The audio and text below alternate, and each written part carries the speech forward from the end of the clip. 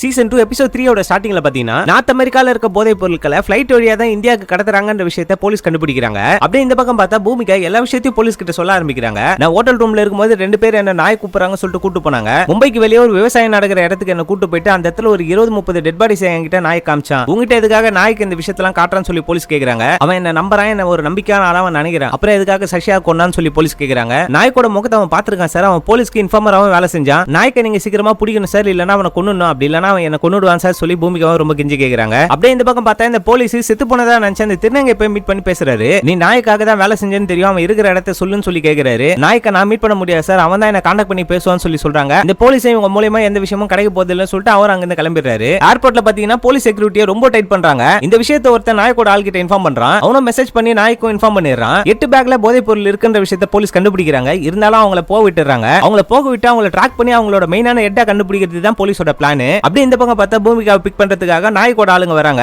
இவங்க ambulance open பண்ணி பார்த்தா நாய்க்கு உள்ள உட்கார்ந்து இருக்கான். ஏர்போர்ட்ல இருந்து ட்ரக்ஸை கத்திட்டு வந்த அந்த 8 பேருமே நாய் கொன்னுறான். இதுக்கப்புறம் போலீஸால என்ன ட்ராக் பண்ண முடியாதுன்னு நாய்க்கு சொல்றான். இந்த கொலையெல்லாம் பார்த்துட்டு பூமிகா அப்படியே ஷாக் ஆயிடுறாங்க.